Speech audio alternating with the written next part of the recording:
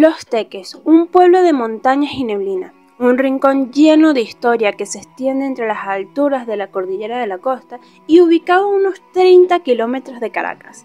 Es la puerta de entrada de los Altos Mirandinos, un lugar donde el pasado y el presente se entrelazan en sus calles.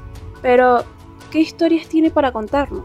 Todos los días paso por estas calles, camino por estas plazas y veo estos edificios, pero realmente nunca me había detenido a pensar, ¿cuánto sé sobre los Teques? ¿Cuántas historias se esconden en los rincones que recorro todos los días sin prestarles atención? Así que hoy me propuse redescubrir esta ciudad, este pueblo. ¿Qué hace tan especial a los Teques y qué huella ha dejado en nosotros y en la cultura? Así que esta pregunta va para ti. ¿Cuánto conoces realmente sobre los Teques?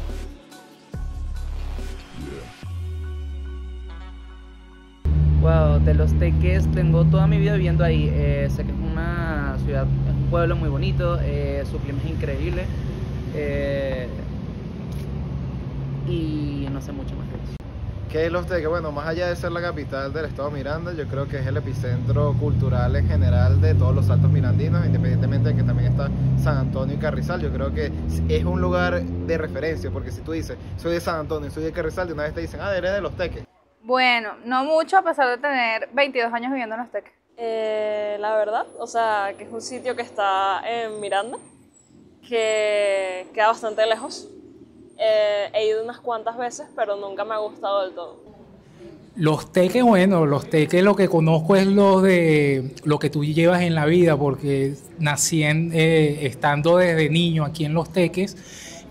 Ya Los Teques, decir que conocerla en algún sentido es difícil. Para poder empezar a recorrer los Teques tenemos que aprender un poco sobre su historia, así que tenemos algunas personas que nos van a ilustrar un poco en este tema. Mi nombre es Manuel Almeida Rodríguez, soy el cronista oficial del municipio bolivariano de Huequipuro. Fíjate, el proceso de poblamiento de los Teques comienza hace milenios, cuando los pueblos caribes que ocuparon la región centro-norte costera de Venezuela y todo lo que hoy ocupa el mar Caribe se convirtieron en digamos, como en la familia lingüística dominante. Estamos hablando que eso va desde la fachada atlántica de Venezuela, la costa de Paria, que incluye todo el Esequibo, digamos, como todo el delta del Orinoco, hasta lo que hoy conocemos como el lago de Valencia, que en ese momento se conoce como el lago de los Tacariguas. Entonces, toda esta zona era un enclave permanente de intercambio. En esta zona justamente convivían las naciones teques, meregotos, toromainas, chaimas, los arbacos. Entonces toda esta zona era de mucho intercambio a través de los ríos y a través de las filas de las montañas que se convertían en enclave principal. Entonces era una región cultural muy rica. Cuando llegan los españoles, comienza digamos, a ocuparse, sobre todo por la ambición de los que llegaban por conseguir lo que llamaban el dorado, ¿no? Cuando llegan los primeros que llegaron a conquistar el territorio. O sea, primero llegan los españoles, pero en 1530 los españoles le ceden todo lo que hoy es la provincia de Venezuela, se la ceden a los bélsares, que son alemanes. Le da a los alemanes la posibilidad de conquistar todo este territorio. Ellos llegan a Coro, bajan por Coro y instalan la primera capital de Venezuela, que fue en el Tocuyo. Y a partir de ahí comienza la exploración y el intento de conquista hacia el centro norte costero de Venezuela. Pero los caribes que se encontraban en esta zona eran muy, muy fuertes, muy importantes y estaban diseminados, además de que no tenían una estructura vertical. Y al no tener una estructura vertical, no pudieron ser conquistados de inmediato, porque la estructura vertical hacía que tú conquistabas al rey y dominabas a todo el pueblo. Aquí no pudieron hacer eso. Entonces, toda esta zona fue de mucho conflicto. ¿Y qué hicieron ellos? Para conquistar esta zona, entonces crearon su plaza fuerte en el único sitio que tenían de referencia, que era un hato que había conquistado Francisco Fajardo hacía tiempo antes. Allí Diego de Lozada instaló digamos, como plaza fuerte de Caracas, y luego esta plaza fuerte se convierte en la capital de la provincia de Venezuela. Entonces, en ese interín, ¿quiénes eran los que estaban, digamos, como fuertemente resistiendo todo este embate de la conquista española? Justamente los caribes de esta zona de los Teques, que estaban comandados por Guaycaipuro. ¿Y por qué menciono todo esto? Porque ellos, Guaycaipuro se convierte en nuestro epónimo, y los Teques, que es la nación que le da, de donde viene Guaycaipuro, se convierte también en el epónimo de la ciudad. Entonces fíjense cómo hay una relación geohistórica muy importante entre Guaycaipuro, todo lo que hoy es los Altos, que en ese momento de hecho se conocían como los Altos de Guaycaipuro, justamente por esa relación. Entonces, en ese proceso ellos instalan aquí, Diego de Lozada instala Plaza Fuerte en Caracas y comienza la gran confrontación con los caribes. Esa confrontación que trae en el proceso de poblamiento, se puebla Caracas con mucha fuerza, se empiezan a acumular diversos pueblos en esta zona, y luego de que son vencidos comienza la ocupación de la zona de los Teques por la vía de los Valles de Aragua. De hecho, la primera concentración de la ciudad comienza por los Valles de Aragua. ¿Pudieras decirme cuáles crees tú que son los sitios más emblemáticos de los Teques? Wow, cónchale, está el Teatro en Mazolet, la Casa Italia, también es un sitio turístico de allá. Oye, no conozco los Teques. El Parque Los Coquitos, que es emblemático. Así, casi todos los Teques emblemáticos, porque todo es antiguo, que actualmente se está reestructurando. No sé, las plazas, porque hay como 500 plazas. Para poder responder a esta pregunta, vamos a sumergirnos en los rincones más históricos de los Teques, así que acompáñenme.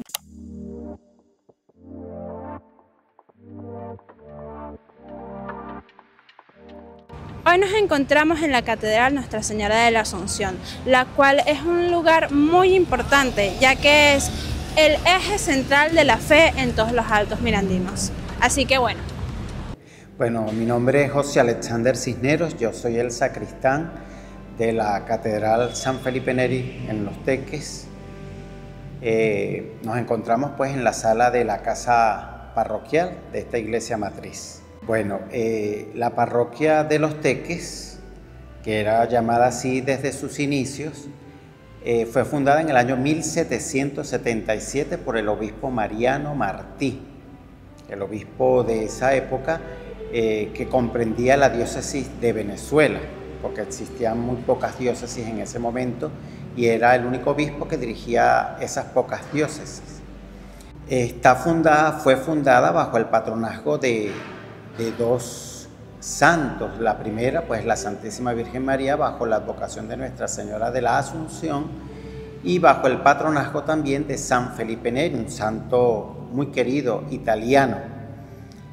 Entonces, pues la parroquia en esos inicios se llamaba Parroquia Nuestra Señora de la Asunción y San Felipe Neri del Corozal. Ese era el título original de esta iglesia.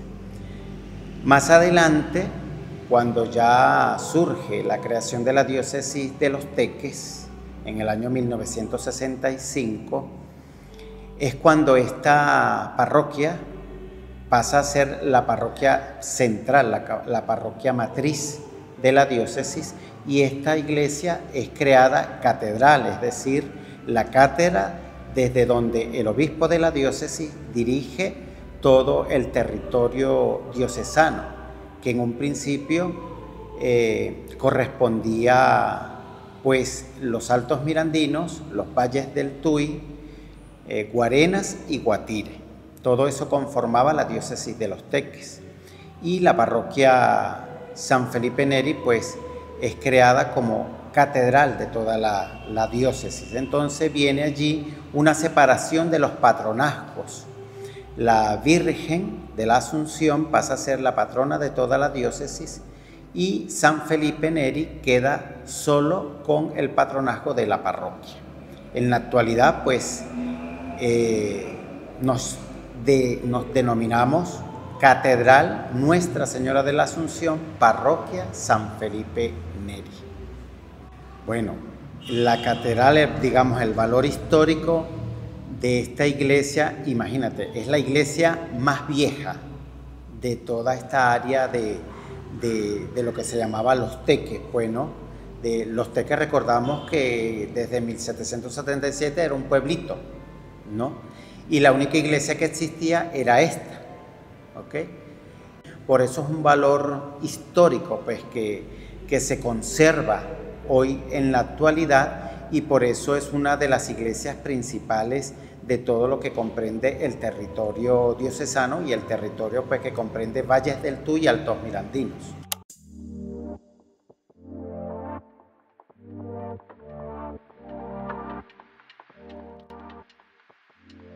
Hoy nos encontramos en la casa del pintor Arturo Michelena, uno de los grandes artistas que nos dejó Venezuela y su historia. Así que vamos.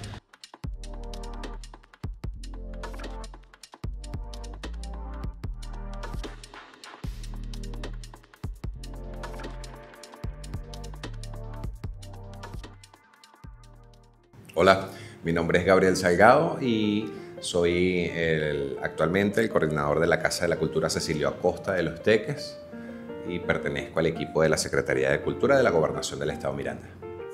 Mira, esta casa, obviamente, Arturo Michelena vivió acá en alrededor de 1897. Él estuvo viviendo acá entre 6 y 8 meses.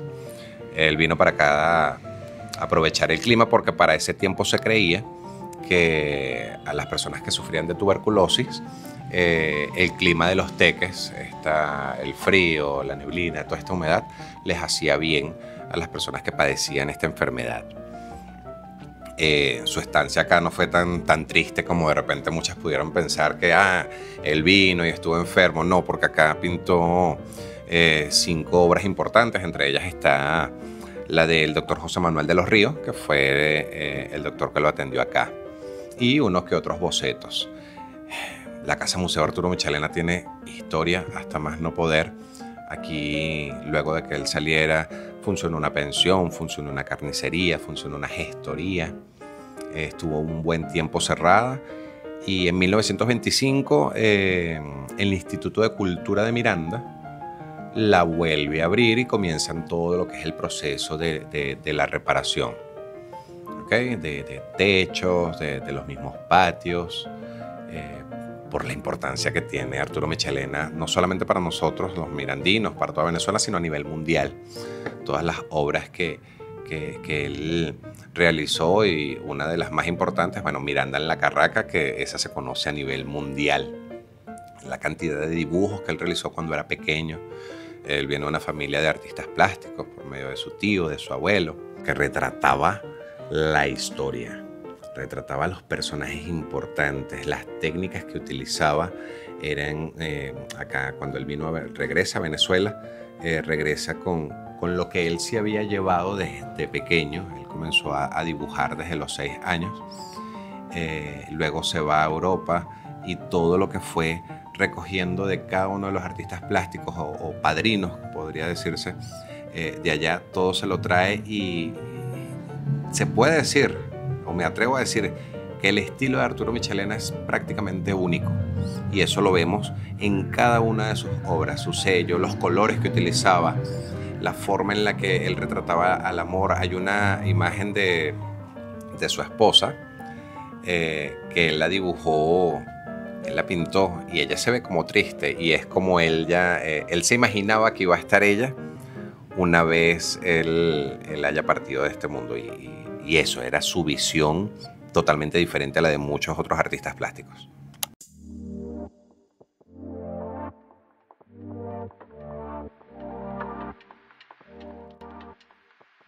Hemos llegado al complejo Cecilio Acosta. Este lugar es muy importante porque es uno de los únicos que conserva retazos del pasado. Así que bueno, vayamos a conocer un poco de su historia. Bueno, estamos acá en el Complejo Cultural Cecilio Acosta de Los Teques, que es uno de los complejos culturales más grandes que tenemos acá en el estado Miranda. Y bueno, consta de una sala de conciertos que tiene 580 butacas y lleva el nombre de Emma Soler. Tenemos la biblioteca Cecilio Acosta, que es una de las bibliotecas más viejitas acá del estado y más grandes también.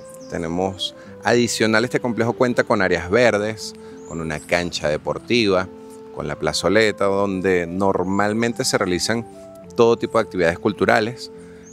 También tenemos espacios para yoga, que es acá mismo, por la paz y la tranquilidad que en la tarde aquí se siente, la diversidad de aves. Este complejo realmente tiene muchísima historia. Está ubicado donde hace muchos años eran los jardines de una de las propiedades de Juan Vicente Gómez, ¿verdad? Luego de eso pasó a ser una colonia sanitaria. Aquí atendían normalmente a los niños y niñas que sufrían de bajo peso. Luego, con el pasar del tiempo, para el año de 1951, se decide crear acá el complejo cultural, ¿okay?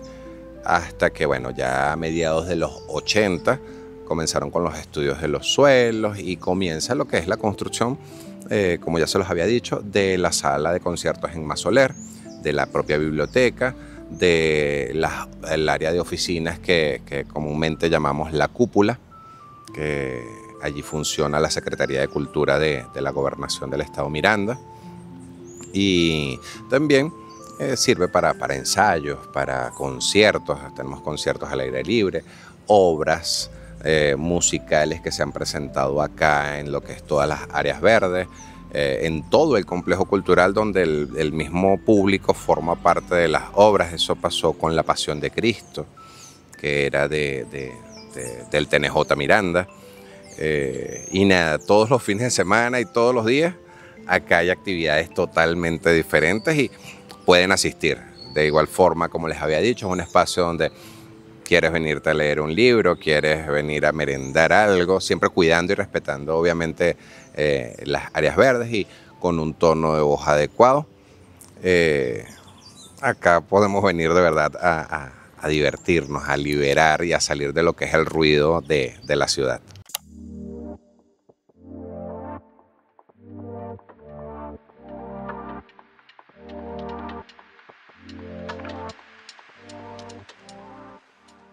Por fin hemos llegado a la Casa Cecilio Acosta. Este es un lugar muy importante para todos los artistas que hacen vida aquí en Los Teques, ya que este es un lugar de reunión y para compartir nuestro arte. Bueno, fíjate que para el año 1952 había un auge de poetas, de actores, y normalmente no tenían un sitio específico donde hacer las muestras. Sí existían, pero no era algo como lo que tenemos hoy en día, pues, no era la casa. Y hay algo muy curioso en la historia, que esta es la primera casa de la cultura que se crea en el país. Y bueno, adicional que tenemos los dos murales que son patrimonio, que son los murales que están en la sala de teatro Leoncio Martínez. Es la única sala de teatro que está acá en los Altos Mirandinos. Los demás son salas de conciertos y auditorios. Por eso su acústica es totalmente diferente. Nace la Casa de la Cultura, la crean con un tipo de arquitectura que rompía de repente los esquemas de una dictadura.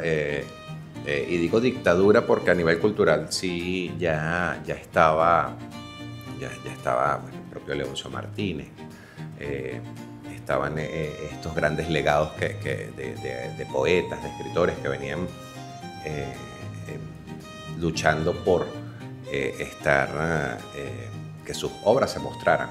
Entonces, la idea de esta arquitectura se cuenta, lo que la gente cuenta, es que es totalmente diferente porque se puede ver totalmente cuadrada por fuera, pero como todos sabemos, bueno, la Casa de la Cultura tiene entradas, curvas, subes, bajas, hay muchas escaleras que rompían el esquema duro de lo que se supone que se estaba pasando para ese tiempo, que era la famosa dictadura.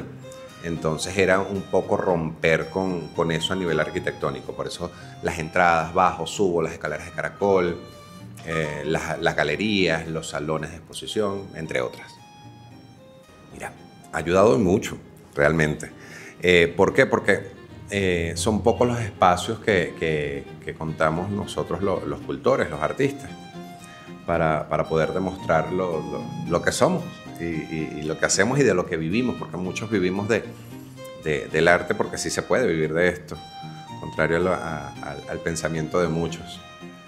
Y sobre todo ahorita vamos a hablar en la actualidad que las nuevas generaciones nacen ya con las artes integradas, escriben, sienten muchísimo más, porque pasamos por el ser humano pasó por una etapa donde los sentimientos debían ser reprimidos, ¿ok? Ahorita hablan mucho de la generación cristal. Yo no digo que es la generación cristal, yo digo que es la generación sensible y valoro muchísimo los sentimientos de cada una de las personas. Y ha ayudado volviendo a la pregunta, la Casa de la Cultura a todas las generaciones, incluyendo a las nuevas generaciones que están ahorita creciendo, en el aspecto de que todo el mundo sabe que esta casa les pertenece. Que pueden venir a ensayar, pueden venir a tomar uno de los libros que están acá afuera en el cafetín, sentarse y leer mientras ven un ensayo de danza, o escuchan al profesor tocando el piano de cola, o ven un ensayo de teatro, entre otras de las actividades que tenemos, que son permanentes acá de la Casa de la Cultura. Y bueno, los fines de semana, desde hace un año para acá, todos los artistas locales tienen presentaciones, sea de danza, sea de canto, sea de poesía, de teatro. Y nada, la Casa de la Cultura está permanentemente abierta para todos y para todas.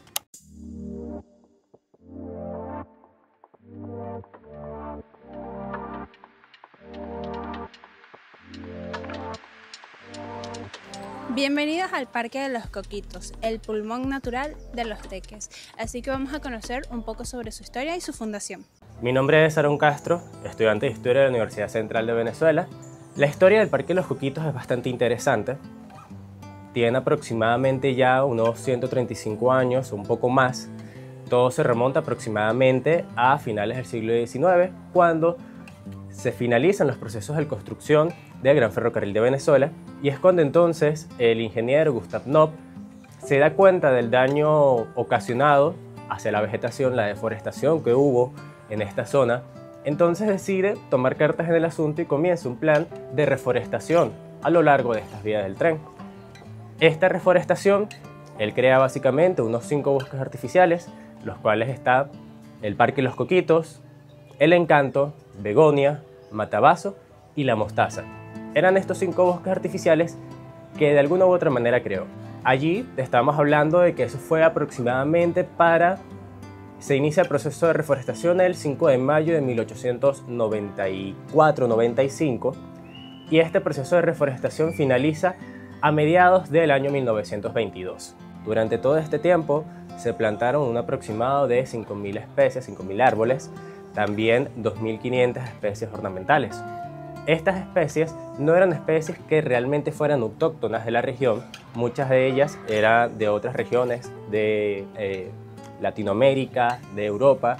De hecho, aquí podemos conseguir araucarias de Norfolk, araucarias chilenas, distintos eucaliptos, ya que aunque para la actualidad en la ciudad de Los Teques conseguimos bastante eucalipto, el eucalipto no era un árbol netamente autóctono de la región. El Parque Los Coquitos cuenta con básicamente esta cantidad de especies arbóreas que básicamente han creado un ecosistema único acá en el Parque Los Coquitos. Ahora, la historia de su nombre. El Parque Los Coquitos le decimos así precisamente por una palma en específico que suelta un fruto que era muy codiciado por los artesanos, puesto que podían hacer dijes, podían hacer llaveros, podían hacer distintas artesanías, y que se conseguía en cualquier lugar del parque. Cada vez que entrabas al parque conseguías a los coquitos tirados por doquier. Entonces la gente comenzó a denominar el parque como el Parque de los Coquitos. Sin embargo, su nombre original es el Parque Gustave Nob, quien fue el ingeniero a cargo de la reforestación y el ingeniero a cargo del Gran Ferrocarril de Venezuela. El Parque Los Coquitos tiene un significado variado para cada uno de los habitantes de esta región. Yo creo que es bastante diverso. Hay quienes lo ven como ese parque de los enamorados. Hay otros que lo ven desde el punto de vista histórico, desde el punto de vista patrimonial, que tiene esas bellezas arquitectónicas, como podemos ver acá detrás, lo que es el antiguo puente, uno de los viaductos más altos que tenía el Gran Ferrocarril de Venezuela. También tenemos uno de los vagones. Todas esas muestras de lo que en otrora fue el Parque Los Coquitos, lo que en otrora era el Gran Ferrocarril de Venezuela, uno de los métodos de transporte más rápidos que tenía el país durante casi más de 50 años. Y digamos que para los más contemporáneos o los más jóvenes, estamos hablando de un parque que no está en sus mejores momentos, pero que sin embargo se ha logrado rescatar para que las nuevas generaciones puedan conocer el Parque Los Coquitos como quizás otras generaciones la pudieron conocer. A lo largo de este recorrido descubrimos que Los Teques es más que sus calles y sus edificios. Los Teques es un reflejo de cultura, de arte, de historia y lo más importante es un reflejo de su gente. Los Teques ha sido víctima de prejuicios y comentarios que opacan su verdadera esencia. Para muchos, su nombre evoca inseguridad, abandono y decadencia, una imagen creada por la repetición de estigmas, más que por un conocimiento real de su historia y su riqueza cultural. Esta ciudad, cuna de figuras históricas como Cecilio Costa y hogar de espacios emblemáticos como el Complejo Cecilio Costa, el Ateneo y el Teatro Lamas, ha sido testigo del desarrollo artístico y cultural del país. Sus calles han visto pasar generaciones de creadores, intelectuales y trabajadores que han dejado huella en la identidad mirandina y venezolana. La mala fama de Los Teques no debe definir su presente ni su futuro. Es tarea de quienes la habitan y de quienes la estudian reconocer su valor y rescatar su legado. En cada rincón de la ciudad hay historias que contar, talento que impulsar y cultura que preservar. Los Teques no solo lo que dicen de él, es su gente, es su arte, su historia y su esencia, que se niega a ser olvidada, porque al final somos nosotros quienes decidimos qué legado dejaremos para el futuro. Para el futuro de Los Teques, yo esperaría por lo menos que se mantenga la historia, porque yo creo que el modernismo ha acabado de cierta manera con lo que podría ser a nivel infraestructural. Ya lo que está, simplemente hay que preservarlo y mantener la historia echando los cuentos, el artista que haga exposiciones, a nivel de biografías y bibliografías se mantengan en nuevas ediciones, y es la forma de mantener la historia de Los Teques para que no se pierda. Más amor. Los sitios culturales se mantienen y crecen y perduran en base al amor. Cuando digo el amor y el apego, es el estar acá, es el venir y traer una matita, una plantita o regar una planta, el hacer actividades, el venir a esta casa que en su momento fue llamada la Casa de las Letras, la Casa de la Poesía, hacer poesía, seguir dibujando, seguir pintando, seguir actuando, seguir creyendo en este tipo de actividades, en este tipo de lugares totalmente históricos, porque nosotros en su momento vamos a ser parte de esa maravillosa historia que tiene esta casa. Lo que yo quiero para Los Teques es lo que representa a mi compañero Aarón, una persona joven que se interese por la historia, que viva y haga suya la historia desde nuestros originarios hasta nuestros teléfonos, que la promueva. Sabemos quiénes somos, sabemos de dónde venimos, pero sobre todo proyectamos a dónde queremos llegar. La historia se mueve, la historia evoluciona, pero sobre todas las cosas debemos de sentirla propia. Si no tenemos ese sentido de pertenencia de quiénes somos, pues desconoceremos hacia dónde vamos. Ahora esta última pregunta es para ti. ¿Qué harás para que Los Teques pueda seguir brillando?